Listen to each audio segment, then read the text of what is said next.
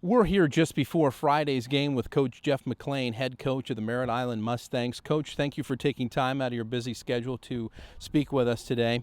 We're going to start recapping. We're going to start by recapping last Friday's game, a very tough game, but in the end you came out victorious. Give us a little bit of the highlights that you enjoyed about that game. Well, it was a big momentum game. I mean, the first quarter there, 14-0 and driving, and then three big plays later, and then all of a sudden, we're ahead 20-14. So it was a big momentum shift, and then it took them a while. Then they came back, took the lead, then we came back and took the lead. So, I mean, it was a good game to see where we are and measure up, and, we found out there's a lot of things that we got to work on to get better, to be a championship team. You had seen actually last year as well this tandem that they were running with Johnson and Dixon. They're going to be two of the most potent players you see all year. The way your defense honed in on them, would tell us a little bit about what you liked from your defense.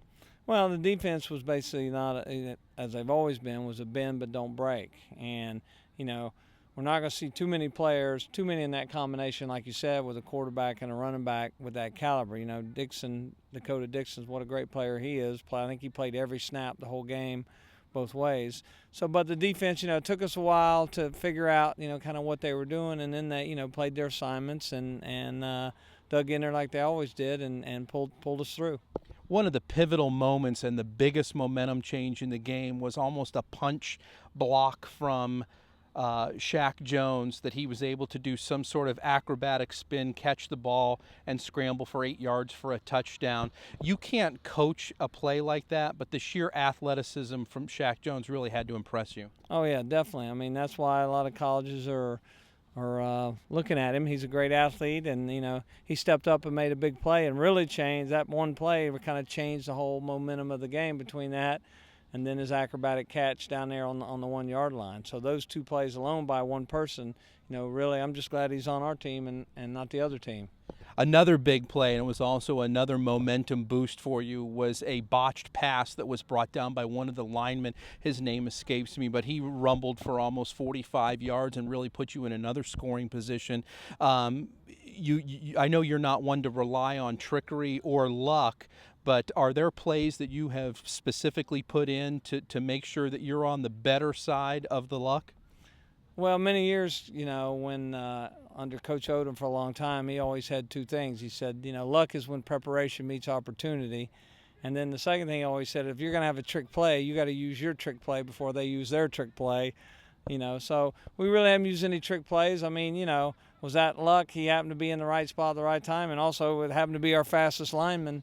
So, I mean, things worked out to our advantage, and, he took advantage of his speed, and again, it did help getting us down there in scoring range.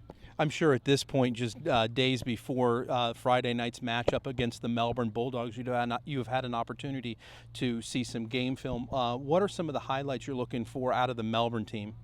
They're always very well coached. Kids are always in position, offense and defensively, and they're a real methodical team. They don't have great athletes, but they have kids, kind of like the Merritt Island kids, that just play hard, and they're, like I said, they're very well coached. They're more athletic at quarterback than they've been. They had a kid that moved in from Florida Air when Florida Air did away with their program.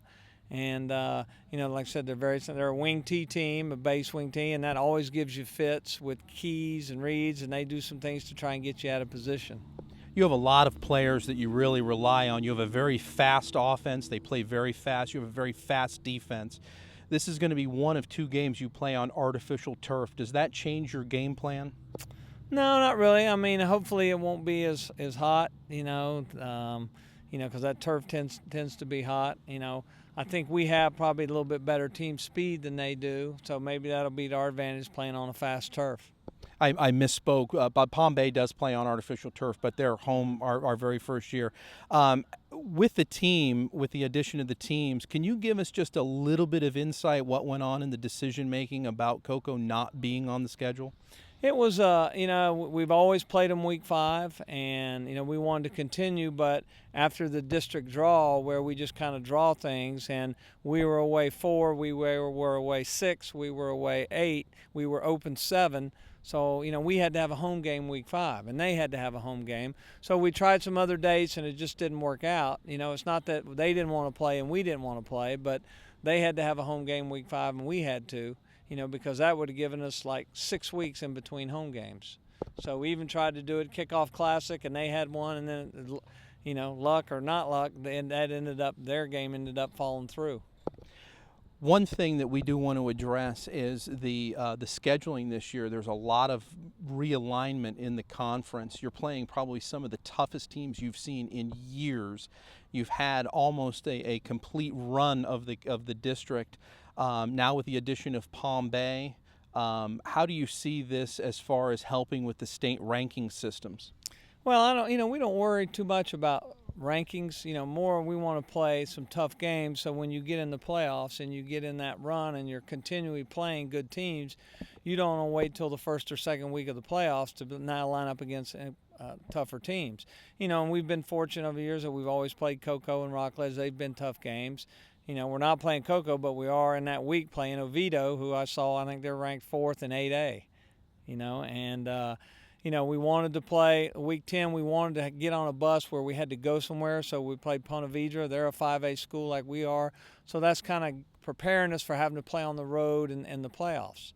So I think the schedule, it's got some tough games in there that hopefully will get us ready if we make it to the playoffs to help us go for a deep run. I want a candid, and this one's almost just a candid question for you. The way you just manhandled and destroyed Vieira, what was your initial reaction when you saw the Vieira Rockledge score? I really didn't have one. We haven't played Vieira in a long time, so I didn't. I know they were better than they'd been 3 or 4 years ago, and I haven't seen the film. Is it that Rockledge played that bad? Is it Vieira played that good? There's a lot of things that go on. You see it in college football where FCS teams and FBS teams kind of go together, and somebody gets upset. Is it because they're the better team, or they just played bad? I was surprised like everybody else. As they said, Vieira said that's the biggest game in the history, or the biggest win in the history of the school. Your comment you just made obviously comes on the heels of last Saturday, where more FCS teams beat 1A schools or the FBS schools than any other time in history on opening day, so it's a little bit of irony. But from the practice field, just this Wednesday before Friday night's game, the Merritt Island Mustangs will be on the road, and they'll be at Melbourne High School. Once again, Coach McLean, thank you for your time. Thank you. Always look forward to it.